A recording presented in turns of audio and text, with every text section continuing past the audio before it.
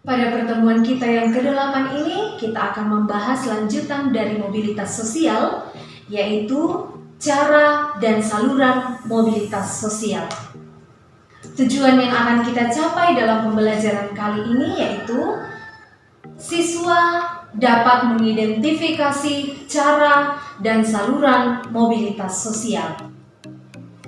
Yang pertama, kita akan membahas cara mobilitas sosial yang terdiri atas 1. Perubahan standar hidup.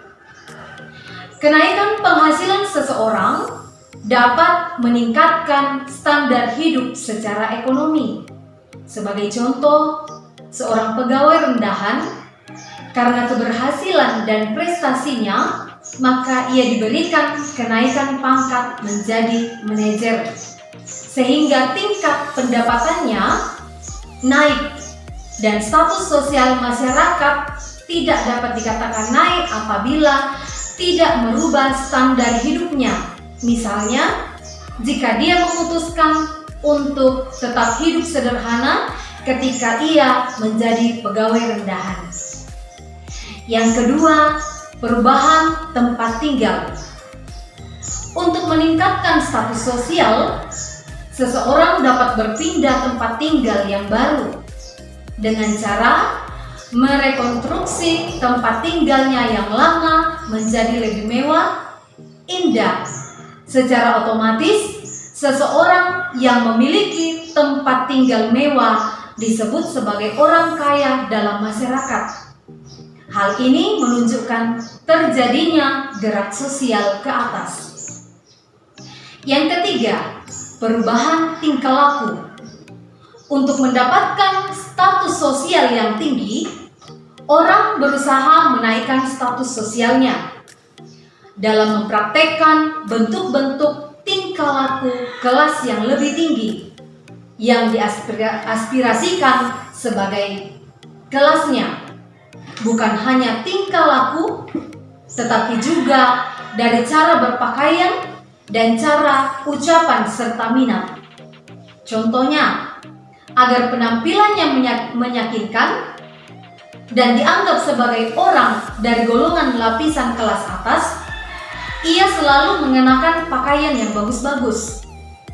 Dan ketika ia bertemu dengan kelompoknya, dia berbicara dengan menyelipkan istilah-istilah asing.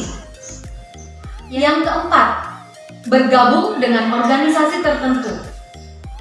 Seseorang dapat meningkatkan statusnya dengan melibatkan diri dalam satu organisasi tertentu. Status sosial seseorang sering dikaitkan dengan keanggotaan di organisasi tertentu, misalnya Dewan Perwakilan Rakyat atau DPR. Nah, yang kedua, kita akan membahas tentang saluran mobilitas sosial. Menurut Pritin A. Sorokin, dalam mobilitas sosial, terutama mobilitas sosial vertikal ke atas, terdapat saluran-saluran tertentu dalam masyarakat.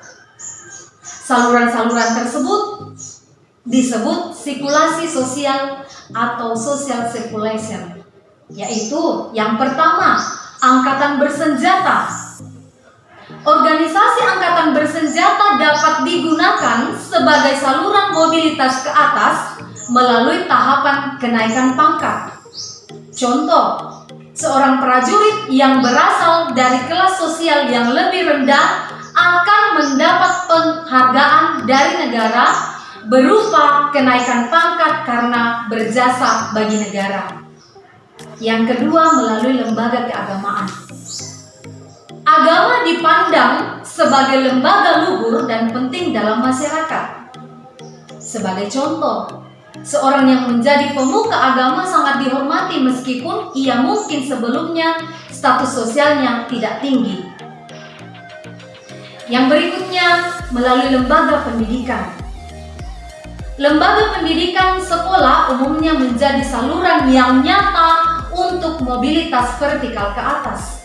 Sebagai contoh, Seorang anak nelayan bersekolah sampai jenjang tinggi.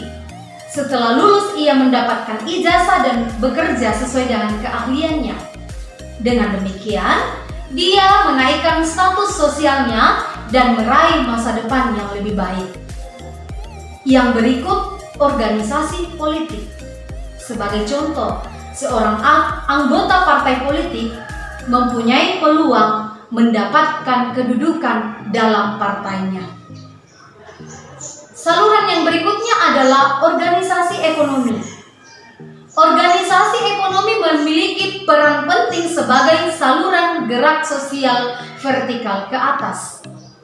Seseorang dapat meningkatkan status sosial bila berhasil menjadi pengusaha swasta yang sukses atau memiliki jabatan di organisasi ekonomi seperti BUMN. Dan saluran berikutnya yaitu organisasi keahlian. Organisasi keahlian dapat menjadi wadah bagi orang-orang dengan keahlian tertentu.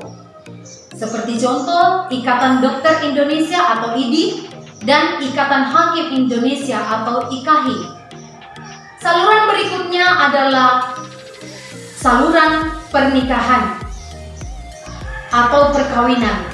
Sebuah perkawinan dapat menjadi saluran mobilitas seseorang. Seseorang yang menikah dengan orang kaya yang memiliki status terpandang akan dihormati karena pengaruh pasangannya tersebut. Sampai di sini materi kita hari ini.